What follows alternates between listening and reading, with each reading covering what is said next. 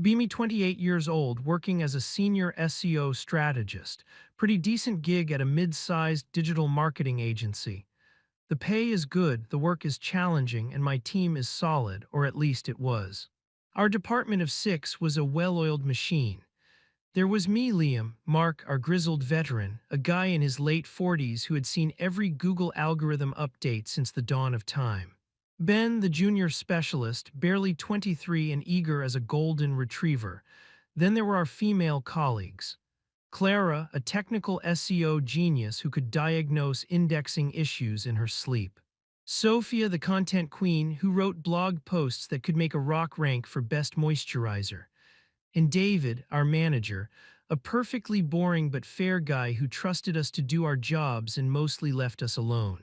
We had a good rhythm, we respected each other, helped each other out, and celebrated our wins together. The gender split was perfectly even, 3 men and 3 women, and it was never ever a thing, it was just us, the team. Then David got a better offer from a competitor and left. We were sad to see him go, but wished him well. The higher-ups told us they were looking for a replacement who could bring a fresh, dynamic perspective to the team. That was the first red flag. Corporate speak is always a red flag. A month later, they introduce us to Esme. Esme is in her early 30s, dressed in a sharp, minimalist pantsuit. She has that intense, unwavering eye contact of someone who has attended one too many leadership seminars. Her LinkedIn profile is a masterpiece of buzzwords: growth hacking, synergistic frameworks, paradigm shifting, and my personal favorite, intersectional marketing. I had no idea what that last one meant, but it sounded expensive. The first team meeting with her is odd. She doesn't ask about our current projects or our workflows. Instead, she wants us to go around the room and share our personal truths and how our identities intersect with our roles as marketers. Mark looks like he's trying to mentally calculate the fastest route to the nearest fire exit. Ben, bless his heart, starts talking earnestly about growing up in a small town. Esme cuts him off. She says, "Thank you for sharing, Ben, but I'd like to prioritize the voices that have been historically marginalized in this space." She then looks expectantly at Clara and Sophia. They exchange a quick, uncomfortable glance. Clara, ever the professional, gives a brief, sanitized summary of her career path. Sophia does the same. Esme nods slowly, a deeply serious expression on her face, as if they've just revealed a profound, hidden trauma. Then she looks at me, Mark, and Ben. She says, "Now, for my fellow team members who identify as male, I want to establish this as a safe space for you to acknowledge your privilege." The silence in the room is deafening. Mark is just staring at her, his face a perfect mask of disbelief. I'm trying my best to look thoughtfully at the table. I decide my best move is to say something utterly generic and corporate. "I'm really excited to learn from your perspective, Esme, and to see how we can all grow as a team," I say, the words tasting like ash in my mouth. She gives me a thin, tight smile. Growth is essential. But true growth comes from dismantling existing power structures, not just reinforcing them. This is how it begins. The next week, she introduces what she calls the equity mandate. It's a multi-page document filled with charts and academic-sounding jargon. The gist of it is this: to counteract unconscious bias and systemic patriarchal advantages, the male members of the team will be taking on a greater share of the office housework and emotional labor. This includes tasks like taking notes in all meetings, organizing the project management software, handling all initial client intake calls, and performing what she calls proactive administrative support. Her reasoning is that these tasks, while essential, are often invisibly pushed onto female employees, hindering their ability to focus on high-impact, career-advancing work. Therefore, the men must now perform them to rebalance the scales. Mark actually laughs. He stops when he realizes she's completely serious. "So let me get this straight," he says, his voice dangerously calm. "You want the 2 senior strategists and the junior strategist, who happen to be male, to stop doing high-level strategy work to become secretaries?" Esma's eyes narrow. "I'm sorry you see it that way, Mark.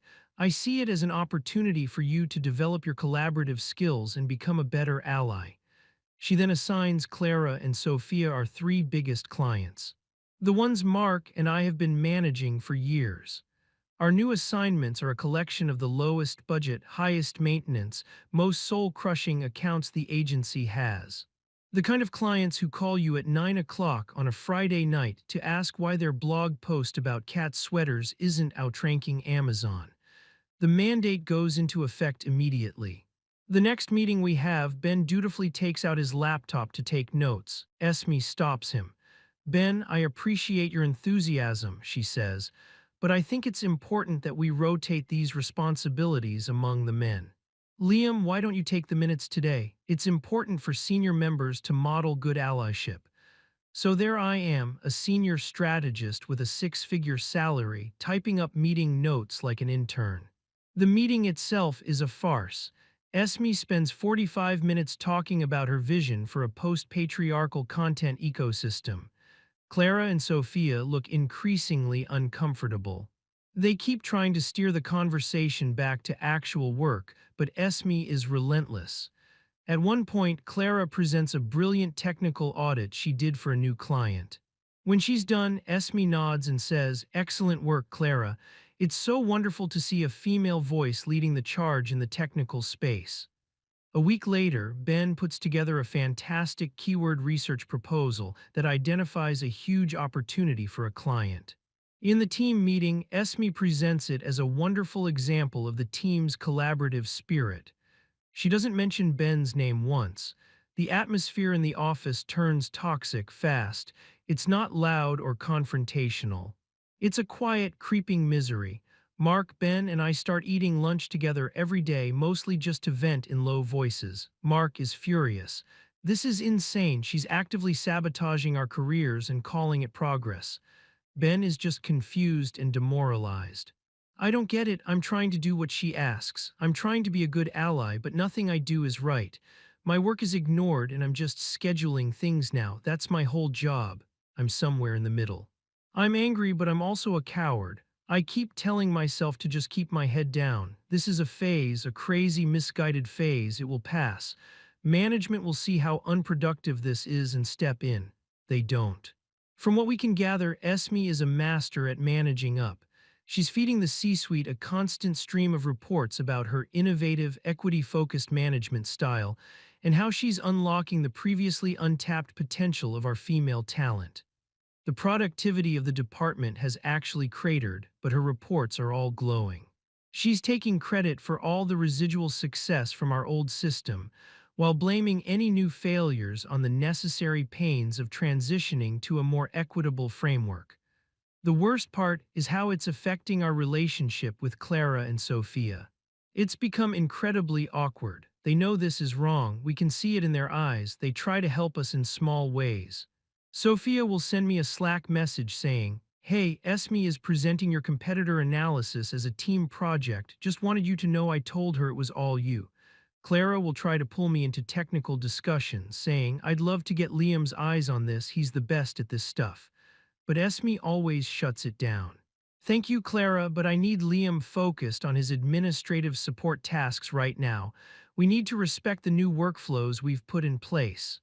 One afternoon, Sophia catches me in the kitchen alone. She looks almost apologetic. "Liam, I'm so sorry about all this," she says quietly. "It's not right." "It is what it is," I say, trying to sound nonchalant. "No, it's not. It's demeaning. We don't want this. We never asked for this. We were a great team before." "I know. Have you guys thought about, talking to human resources?" I let out a short, bitter laugh. "And say what? That our new female boss is too feminist. We'd be crucified. They'd paint us as a bunch of disgruntled bros who can't handle a woman in charge." She winces because she knows I'm right. "Just be careful, okay," she says. She seems to have it out for Mark in particular. She was right. Mark is the only one who openly questions Esma's directives. He does it professionally, always in meetings, always backing up his points with data. "Esme, with all due respect," he'd say, "assigning our most experienced technical strategist to handle client scheduling is not an efficient use of his time. It's costing the company money.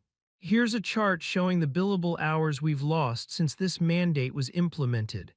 Esme would listen with a patient, condescending smile. Thank you for your feedback, Mark, she'd reply.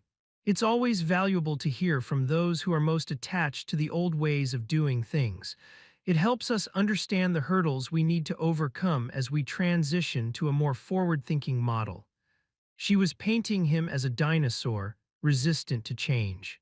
A relic, the breaking point comes about 2 months in. We get a massive new lead. It's a dream client, a huge, innovative tech company that wants to completely overhaul their international SEO strategy. It's a multi-million-dollar account, the kind of thing that could put our agency on the map. More importantly, their niche is a highly complex area of BitWo billion software. It's my exact specialty. I've published articles on it. I've spoken at conferences about it. There are maybe 5 people in the country who know this specific niche better than I do. David, our old manager, had been trying to land this client for years. I'm practically vibrating with excitement. This is my baby. I spent a whole weekend putting together a preliminary proposal unasked. I map out a whole 18-month strategy. On Monday morning, Esme calls a team meeting to discuss the new client. As you all know, she begins, we've landed the account with Omni Corp. This is a huge opportunity for us, and I want to ensure that the leadership on this project reflects the progressive values we're cultivating here. She looks around the room. That is why I am thrilled to announce that Clara will be the project lead. I feel the air go out of my lungs. Clara looks just as stunned as I do. Her eyes dart over to me, wide with panic. Esme, she starts, I appreciate the confidence, but Liam is really the expert here. This is his area of expertise. That's precisely why I'm not choosing him, Esme says smoothly, not even looking at me. We have to actively work against the default impulse to center the male perspective. We need to give our female talent the space to lead, even if it means they have to learn on the job. It's called creating opportunities.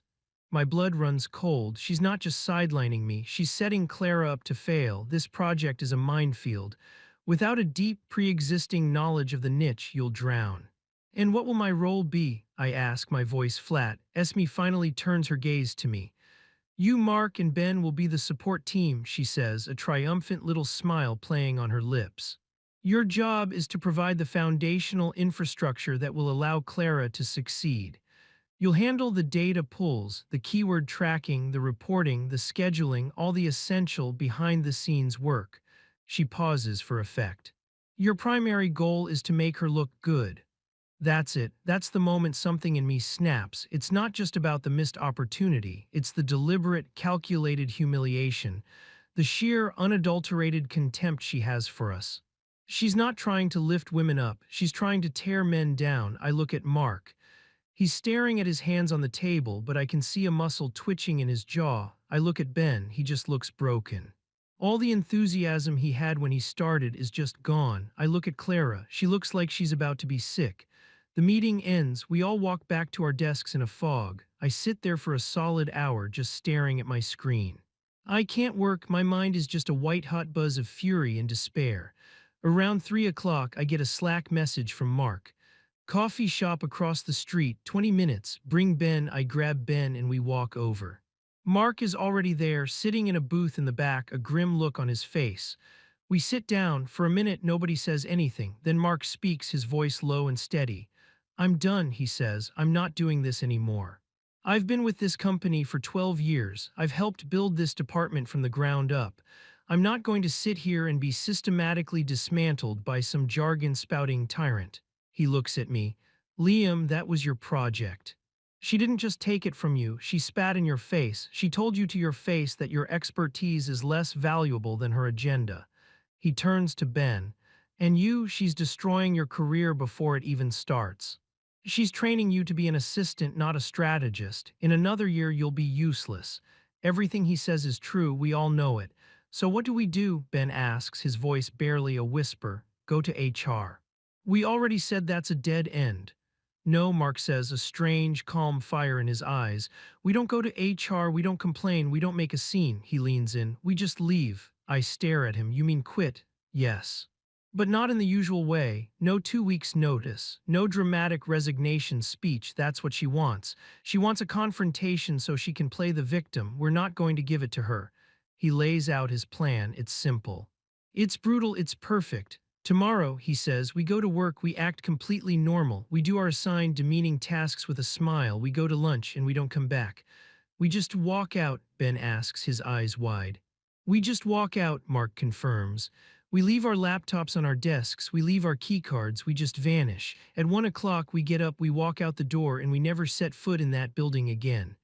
What about our stuff? I ask. It's just stuff, they'll have to mail it to you. The point is no confrontation, no arguments. We make it a clean break, we make it a mystery, we make her panic, he continues. I've already drafted my resignation email. It's 2 sentences long. I am writing to inform you of my immediate resignation from my position. Thank you for the opportunities I have been given. That's it. We all send the exact same email to Esme and HR at exactly 1:15 p.m. after we're already gone. We sit there letting it sink in. The sheer audacity of it, the quiet, surgical precision of it, it's not a hot-headed rage quit. It's a calculated, strategic withdrawal. It's a statement. The statement is, this entire half of your department is gone. The ones with the decades of combined experience. The ones who know all the clients. The ones who actually do the work. Good luck. I'm in, I say, a feeling of terrifying clarity washing over me. Me too, Ben says, his voice firmer than I've ever heard it. Mark nods, a grim smile on his face. Good, then let's do it. The next morning is the most surreal day of my life. I wake up feeling a strange mix of terror and exhilaration. I get to the office and act completely normal. I say good morning to Esme. I make my coffee. I sit at my desk and diligently begin my assigned task, which is to manually update a spreadsheet with hundreds of keywords. A trained monkey could do this job. Mark is a few desks away, calmly answering emails. Ben is quietly organizing files on the shared drive. We're like soldiers behind enemy lines, going through the motions, waiting for the signal. I can feel Sophia and Clara watching us. They can sense something is off. The air is thick with unspoken tension. The morning crawls by. Every minute feels like an hour. Esme is in a great mood. She's humming to herself. She probably thinks she's finally broken us. At 12:30, she calls a quick meeting to go over the support plan for the Omni Corp project. We sit there, nodding along, offering no resistance. We are the very picture of compliant broken men. It's the last team meeting we will ever have with her. At 12:55, I close all my work tabs. I look at my desk, my favorite mug, a picture of my dog, a few books. It's just stuff. At 1 o'clock sharp, Mark stands up. He doesn't say a word, he just puts on his jacket. Ben stands up, I stand up. We look at each other, a silent final confirmation. This is it. We start walking towards the exit. Clara and Sophia are staring at us, their faces a mixture of confusion and dawning horror. Sophia mouths the words, "What are you doing?" I just give her a small, sad smile. Esme is on a phone call at her desk, her back to us. She doesn't even see us go. We walk past the rows of desks, past the reception area, through the main glass doors, and out into the bright afternoon sunlight. We don't look back. We walk 3 blocks in complete silence to a nearby pub. We find a table, sit down, and order a round of beers. At 1:15 exactly, we all pull out our phones. We open our pre-written draft emails. We add Esme and the head of HR to the recipient line. We all look at each other one last time, and we all press send at the same time. A wave of pure, unadulterated relief washes over me. It's done. We turn off our phones and put them in the middle of the table. We don't want to see the fallout, not yet. We just want to sit here and breathe. We stay at that pub for hours. We talk about everything except work. We talk about our families, our hobbies, our plans for the future. It feels less like a resignation and more like an escape. Around 5 o'clock, my curiosity gets the better of me. I tell them I have to turn on my phone. The moment it boots up, it explodes. Dozens of missed calls from Esme, from HR, from the agency director, and a flood of text messages. Most of them are from Sophia. I open them. 1:30 p.m. Where did you guys go? Esme is asking. 1:45 p.m. Okay, she just got the emails. She's reading them now. 1:46 p.m. Oh my God. 1:47 p.m. She is losing it. 1:50 p.m. She's storming around the office. She went to your desks. She saw you left everything. 2 p.m. She called an emergency meeting with me and Clara. She's screaming, not yelling, actually screaming. 2:05 p.m. She's calling it a coordinated misogynistic attack, a fragile male exodus. 2:10 p.m. She's accusing us of being part of the conspiracy. Clara is crying. 2:15 p.m. Now she's on the phone with Catherine, the director. She's trying to sound professional, but she sounds completely unhinged. She's saying we couldn't handle a strong female leader. 2:30 p.m. Catherine is coming down to our floor. This is bad, really bad. I read the texts out loud to Mark, and Ben. Mark is just shaking his head, a dark, satisfied look on his face. Ben looks like he's going to be sick. A conspiracy. She thinks we conspired with them. Of course she does, Mark says. In her world, women are either allies or traitors. There's no in between, and for her, men are just obstacles. We wait. About 20 minutes later, a new text from Sophia comes in. 2:50 p.m. You are not going to believe this. 2:51 p.m. Catherine came down.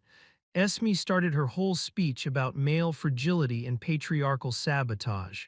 2:52 p.m. Catherine just stood there listening patiently, didn't say a word. 2:53 p.m. When Esme was finished, Catherine just looked at her and said, "So you're telling me you've lost the entire male half of your department, including the lead strategist for the Omni Corp account, in a single afternoon." 2:54 p.m. Esme tried to backtrack, said we were redundant and she could rebuild the team with diverse voices. 2:55 p.m. and then Catherine dropped the bomb. My heart is pounding as I read the next text. 2:56 p.m. She told Esme that the CEO of Omni Corp is an old friend of hers. She told her that he specifically requested Liam by name to lead the project. He had seen a talk you gave at a conference last year. Your involvement was a non-negotiable condition of them signing the contract. I stare at the phone, my mind reeling. I read it again. Requested me by name, a condition of the contract. This whole time, the project was mine. It was always supposed to be mine. A new text comes in. 2:58 p.m. Esme went completely white. She started stammering, saying she didn't know, that it was a misunderstanding. 2:59 p.m. Catherine just looked her dead in the eye and said, "There is no misunderstanding. You have single-handedly jeopardized the single biggest account this agency has ever landed because you were more interested in pushing your own personal agenda than in doing what was best for the client and the company. You have demonstrated a catastrophic lapse in judgment. Pack your things, you're fired." 3 p.m. Security is escorting her out of the building right now. I drop the phone on the table. I look at Mark and Ben. "She's gone," I say, my voice hoarse. "Catherine fired her." And then I tell them about the Omni Corp contract, about how they had asked for me specifically. Ben's jaw is on the floor. Mark just closes his eyes and lets out a long, slow breath. Then he starts to laugh, a deep, rumbling laugh of pure, unadulterated vindication. An hour later, my phone rings again. The caller ID says Catherine Chambers, the director. I hesitate, then answer it, putting it on speaker. "Liam," she says, her voice calm and professional, "I am so profoundly sorry I don't say anything. I'm not going to make excuses," she continues. "We hired her in good faith, but we failed to properly oversee her. We were sold a bill of goods about progressive leadership, and we allowed her to create a toxic and unprofessional environment. What she did to you and to Mark and Ben was completely unacceptable. It was not leadership, it was abuse of power." She pauses. "I know this is a lot to ask, but I am asking all three of you to consider coming back. Not just to your old jobs. I want to promote you, Liam, to be the new department head, reporting directly to me. Mark, I want you as lead strategist. Ben, a full strategist role. With significant pay raises for all of you." We're all stunned into silence. "And let me be clear," she adds, her voice hardening. "There will be a new mandate, a zero-tolerance policy for any kind of discriminatory behavior from anyone based on anything. We will judge people on one thing and one thing only, the quality of their work, that's it. We'll have to think about it," I say finally. "Of course," she says. "Take the rest of the week, talk it over. Whatever you decide, I want to thank you. You may not have intended to, but you exposed a serious problem in my company. You did us a service." We hang up, we look at each other. Go back, could we, after everything that happened? She's offering you my old job, Mark says to me, a wry smile on his face. You should take it. We go back as a unit or not at all, I say immediately. Agreed, Ben chimes in. We spend the next 2 days talking it through. We draft a list of conditions, a new team charter written by us, guarantees of autonomy, and a formal, written apology from the company to be distributed to the entire agency. We send our terms to Catherine. She agrees to all of them without hesitation. The following Monday, we walk back into the office. It feels strange, like returning to a dream. Esma's desk is empty. Clara and Sophia rush over to us. They hug us. We're so glad you're back, Sophia says, her eyes welling up. It was awful. We were going to quit too if they hadn't fired her. It feels like a homecoming. The whole agency knows what happened. The story has spread like wildfire. We're not seen as troublemakers, we're seen as legends. The guys who quietly, professionally, and unanimously told a bad manager to go to hell. I take over as the new head of the department. My first act is to officially promote Clara to lead technical strategist and Sophia to lead content strategist. They deserve it. They've been doing the work for years. Our team of 6 is back together. We land the OmniCorp account and it's a massive success. We're more productive, more collaborative, and more respectful of each other than ever before. We've been through the fire and come out stronger on the other side. Life goes on. About a year passes. I'm leaving work late one night, walking to my car. I decide to grab a coffee from a little shop near the office. I walk in, and as I'm waiting in line, I look over at the person working the counter. It's Esme. She looks different. The sharp pantsuit is gone, replaced by a stained apron.